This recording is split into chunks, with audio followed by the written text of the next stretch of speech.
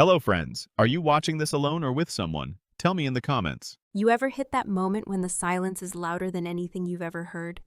That's what it felt like, sitting at my desk, surrounded by the low hum of office life, sipping lukewarm coffee from a mug I got from HR last Christmas, and staring at my phone like it was a magic 8-ball that just kept spitting out the same answer.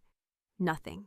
No missed calls, no texts, no notifications, just a dark screen and the realization that today, July 3rd, my damn birthday, had once again gone unnoticed by the people who were supposed to know me best.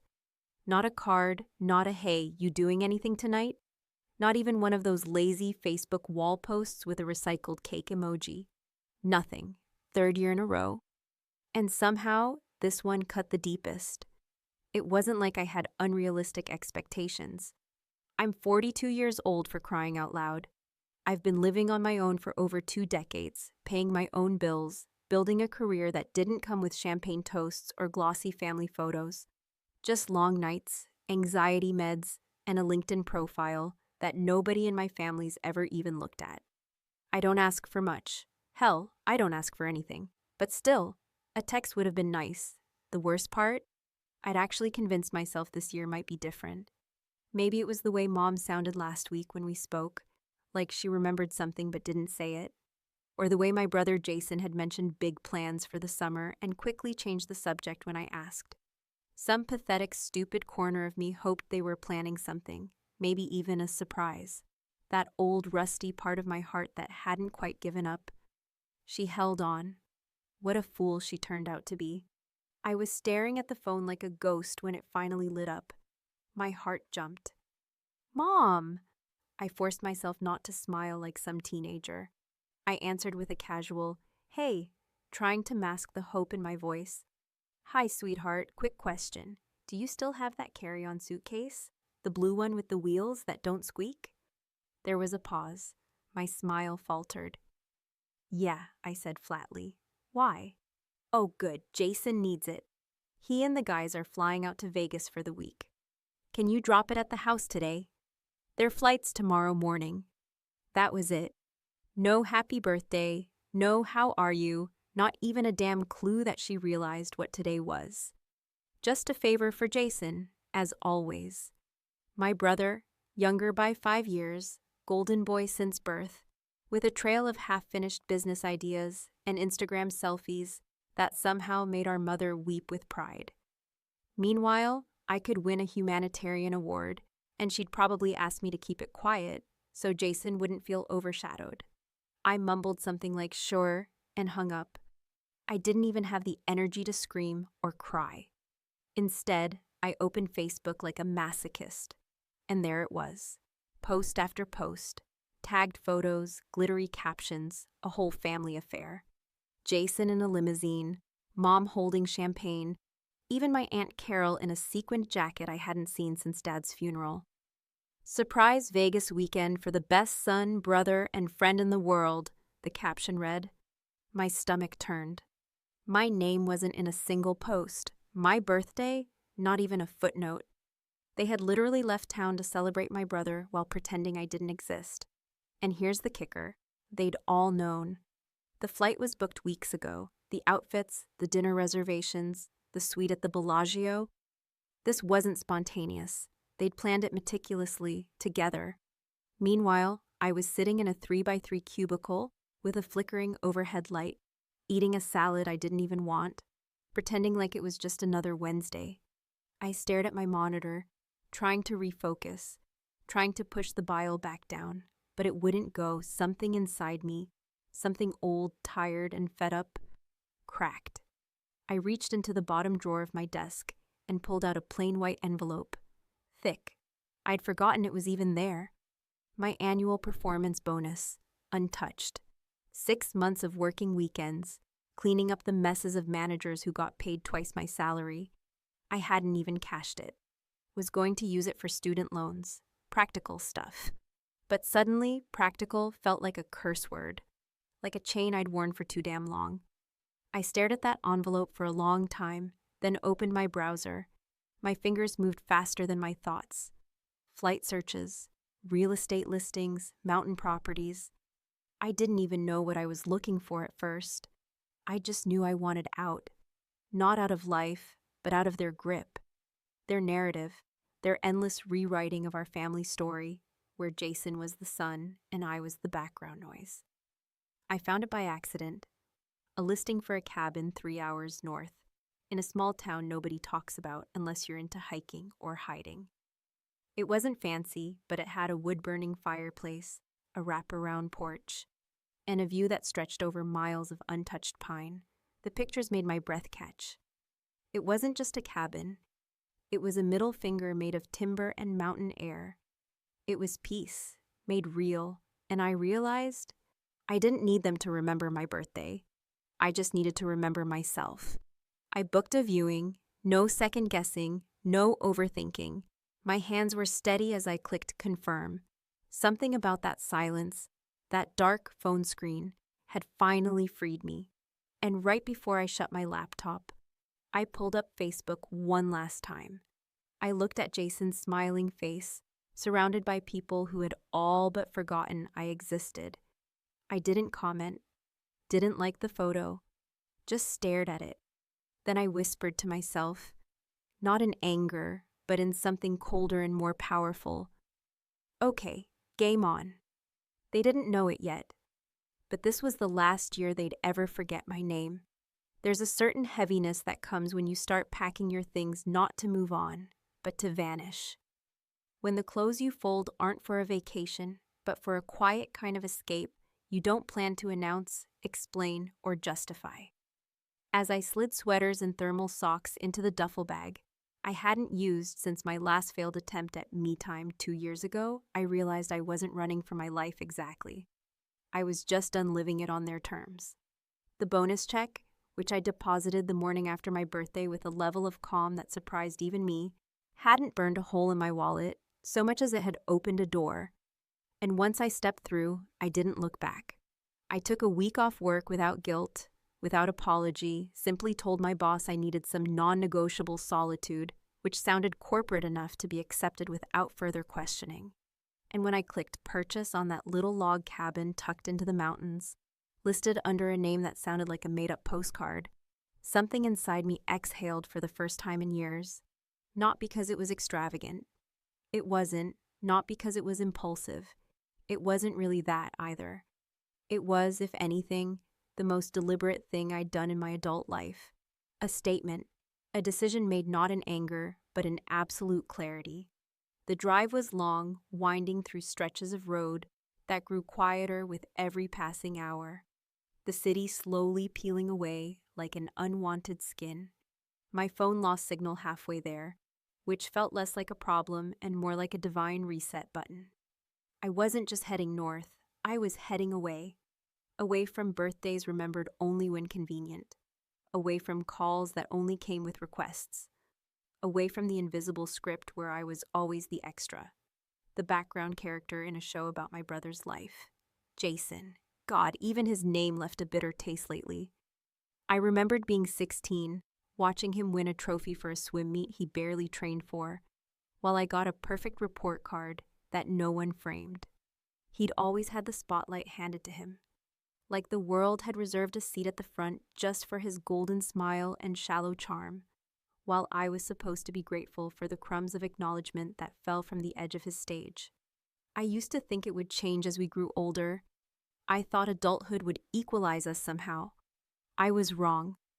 The cabin was smaller than it looked in the photos, but it was clean, sturdy, and surrounded by silence so complete it felt like a new kind of sound.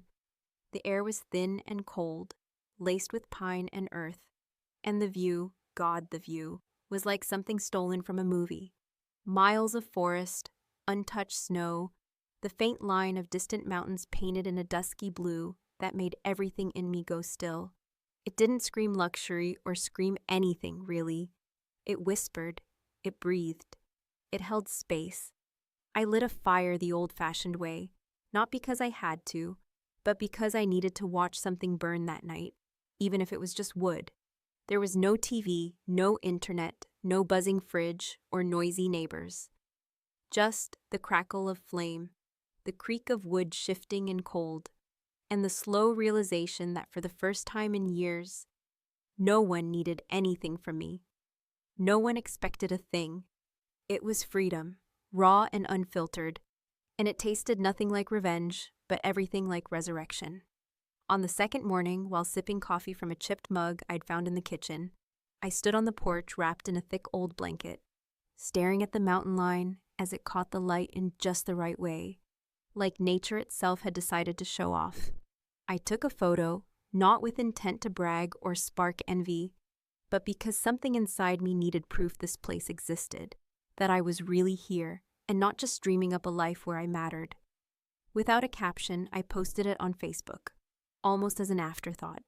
No filters, no location tag, no living my best life nonsense. Just the image, just the moment. I didn't think much of it, to be honest. It felt like tossing a note in a bottle into the ocean. I assumed it would get lost in the algorithm, buried beneath Vegas selfies and backyard barbecues. I figured, if anything, it would go ignored like most of my posts. Scrolled past, skimmed over, dismissed. But within hours, the ripples began. Comments trickled in, old friends from college, co-workers, even a couple of high school classmates I hadn't spoken to in decades. They asked where I was, how I found it, said things like, "You look so at peace," which was strange since I wasn't even in the photo. It was just the view, but that view, maybe it carried something of me in it, a kind of stillness I hadn't shown before. Then came the texts. "Wait, did you move? Where is this? Are you okay?" I didn't respond, not out of spite, but because I didn't feel obligated to explain anymore. This wasn't a call for attention. It was a retreat, a quiet declaration, but the silence I craved was already starting to crack. By the end of the day, the group chat my family used, the one I was usually silent in, unless someone needed a ride or a recipe, was lighting up. My mother had messaged, "Saw your photo, is everything all right?" That was her way of saying she was unsettled, probably because for once, she didn't know something before everyone else. Jason hadn't messaged directly. He never did unless he needed something. And apparently today, what he needed was to figure out why the hell I'd disappeared. I didn't reply. Not because I was angry, not because I wanted them to worry, but because the peace I'd found in those mountains was finally louder than their voices. And for the first time in my life, that silence was mine. It's funny how people who've spent years ignoring you suddenly become deeply concerned when they suspect you've moved on without telling them, as if your silence is a betrayal and your absence a calculated act of aggression, rather than the simple result of finally choosing peace over performance. The morning after I posted that photo, just a single frame of mountain air and snow-dusted pines, I woke up to find my phone vibrating so persistently it nearly fell off the nightstand. And before I even blinked away the grogginess from my eyes, I had that sick feeling in my gut. The one that tells you the world you left behind is clawing its way back in. The Facebook post, the one with no caption and no explanation, had stirred something I hadn't anticipated. Not warmth, not curiosity, not even polite interest, but confusion laced with accusation, concern dripping with passive aggression, and above all, the unmistakable undertone of entitlement, as if my family believed they were owed an explanation for every private breath I took. Dozens of comments had popped up overnight, most from acquaintances and people I hadn't seen in years, all marveling at the view, asking if I had moved, expressing envy, nostalgia, or vague, sugary sweet compliments that felt more performative than genuine. But it was the messages, the personal ones, that told the real story. My cousin Hannah, who I hadn't spoken to since she asked me to lend her money I never saw back, sent a chirpy, "Wow, looks amazing, girl. Where are you these days?" My old coworker Neil, who had once mansplained spreadsheets to me for an hour, suddenly wanted to know if I'd finally taken that well-deserved break. He never once supported when I was on the verge of burnout. But beneath the noise of small talk and social media niceties, there was something sharper cutting through, a thread of possessiveness from the people who mattered most, or at least who always claimed they did. Jason texted first. Of course he did. "Where the hell are you, pal?" he wrote, without a greeting or even a question mark. Just pure demand, as if I'd wandered off from his Vegas spotlight and stolen a piece of attention that belonged to him. I didn't reply, not immediately. I watched the message sit there, blinking with digital urgency, and for the first time in a long time, I felt no pull to explain myself. A few hours later, Mom chimed in. "Saw your picture, sweetheart. Are you okay? Why didn't you tell us you were going somewhere?" That was her passive-aggressive way of saying, "You made us look bad," of reminding me that I was, in her mind, still supposed to check in like a teenager, asking for permission. I didn't answer that one either. Instead, I made breakfast slowly, cracked eggs into a cast iron skillet, and sat by the window with the plate on my lap, watching the morning light spill over the mountains in a way that made everything feel both incredibly far away and completely mine. There was something healing in the way the snow muffled the world, how the sky didn't expect anything from me, how the trees never needed me to be anything but quiet. Around noon, the group chat came alive. Jason sent another message, this time to the whole family. "Anyone know where Ava is? She's clearly not working. Must be nice to just disappear and flaunt it." My Aunt Carol replied with a passive, "Oh, I thought she said she couldn't make the Vegas trip because of work." The message sat there, daring me to explain myself, to defend a lie I never told. I had said I couldn't go, yes, but I never said I was obligated to stay where they could find me. Then came the guilt barrage. My mother, once she realized I wasn't playing along, started sending voice messages. Her voice wavered between worried and wounded, carefully towing the line between concern and condemnation. "Ava, I don't understand what's going on. You've always been the dependable one, the strong one. We never had to worry about you, and now you're just off in the woods somewhere, alone. You know how that makes us feel?" And there it was, not "how do you feel" or "what do you need," but "what is your silence doing to us?" It was as if my decision to take a break from their constant demands was more hurtful than their 3 years of forgotten birthdays, more offensive than their complete lack of acknowledgement, more damaging than their public parade of Jason's every move while I was left invisible in the background. I could almost hear the wheels turning in her head, the way she would explain it to others. "Ava's having a moment. She's being dramatic. Midlife crisis, probably. Because God forbid I simply wanted to be alone. Not broken, not lashing out, not plotting revenge, just away from the noise and the games. Have you ever made a decision for yourself?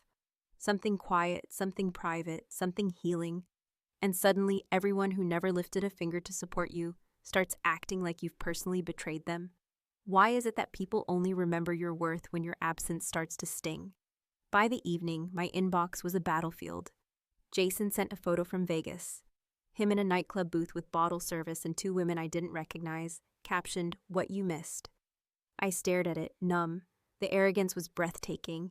It wasn't just the party, it was the message underneath. You weren't invited because you weren't worth it. And now that you've done something we didn't approve, we suddenly care. But I didn't cry, I didn't scream, I didn't even reply. I just stepped out onto the porch, wrapped in that same old blanket, phone in one hand, wine glass in the other, and took another photo. This one darker, moodier. The mountains silhouetted against a purple dusk, the edge of the cabin glowing with firelight. Again, no caption, no words. Let them interpret it however they want. This was my piece, and they were just now realizing what it meant to lose me. It started the way all their guilt trips did. Not with confrontation, not even with questions, but with that sugary sweetness that always came laced with warning, that quiet maternal worry that wasn't actually about my well-being, but about the cracks my silence was creating in the image of our so-called perfect family. The one they so desperately curated around my brother's success, their own sacrifices, and my endless willingness to stay small to keep the peace. The first voice message from my mother was almost soothing if you didn't know her well.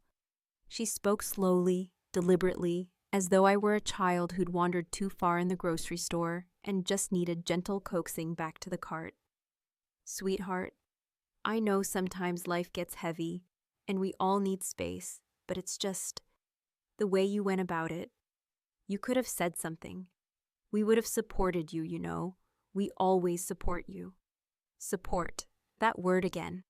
Their favorite lie. Wrapped in a bow of selective memory and weaponized tenderness.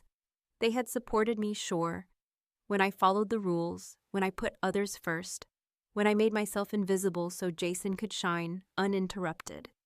They had supported me like a wall supports a picture frame. Stationary, unfeeling, only useful if I hung myself up for their display. I listened to that message 3 times, not because I needed to, but because I wanted to feel every layer of her performance. The way her voice cracked at just the right moment.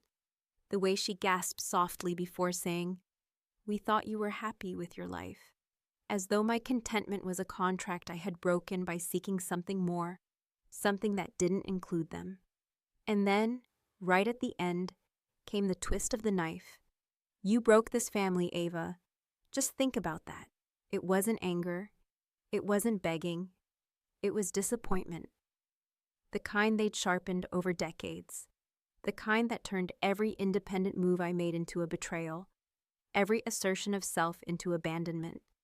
I didn't cry, though part of me wanted to, not because I felt guilt, but because I hated how familiar it all was.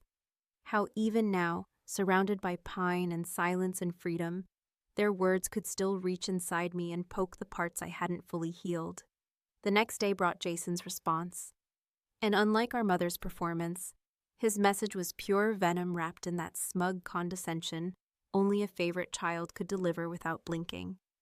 "That was petty," he began, referencing the second photo I'd posted, the one of the cabin at dusk, the firelight glowing like a quiet dare.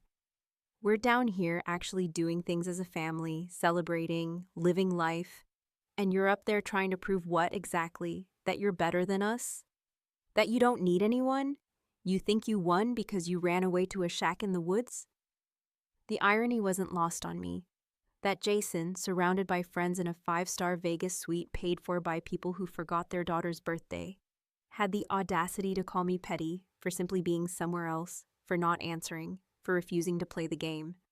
His message was long, a rant dressed as concern, and he ended it with the cherry on top. "Enjoy your view. Just remember you don't get to play victim and martyr at the same time."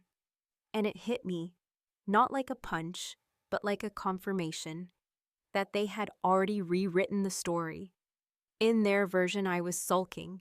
I was selfish. I was acting out.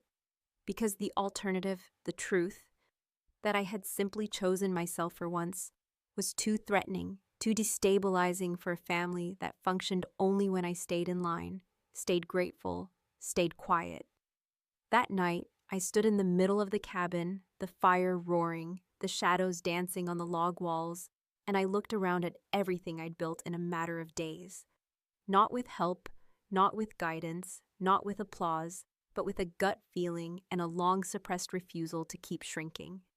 I pulled out the framed photo I had printed earlier that day, the very first one, the view from the porch with the morning fog still clinging to the trees, and wrapped it in brown paper, no note, no explanation.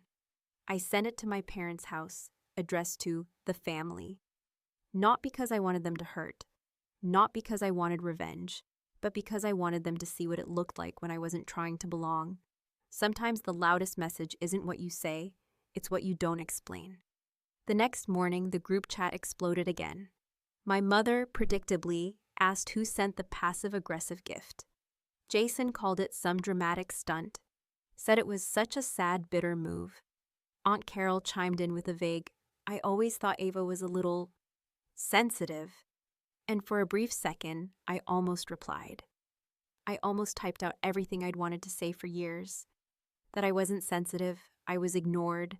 That I wasn't bitter, I was finally awake.